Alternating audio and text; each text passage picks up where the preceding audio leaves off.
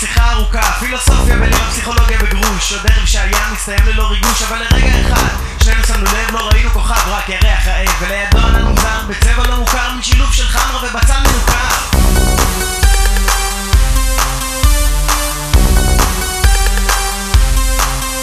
כשמתוך הענן כך הגיחה לפתע חללית ענקית שהפעילה רקטה, אז פול ואני אחוזי התרגשות דלקנו אחריה בכל המהירות.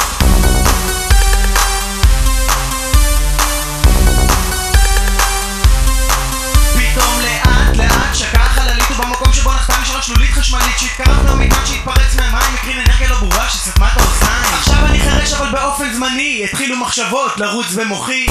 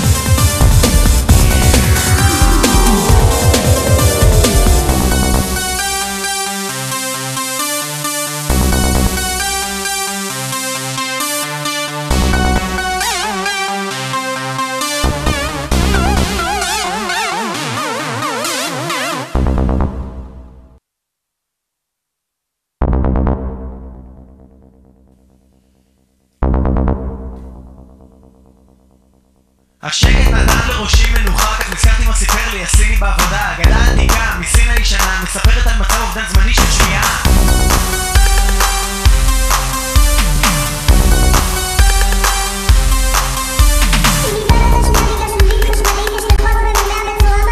תפסתי את פול, קפצנו לשלולית ושנינו הפכנו לאנרגיה חשמלית.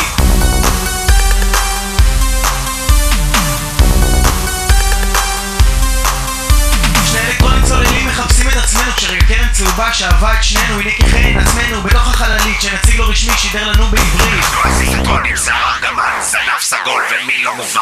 אנחנו לגלקסיה כמו רוסיה בשבילכם, ועכשיו אנו הולכים לערוך בכם ניסויים מולקולריים, שפים וסמים מהרות כדור בדולח וצמד סוסים.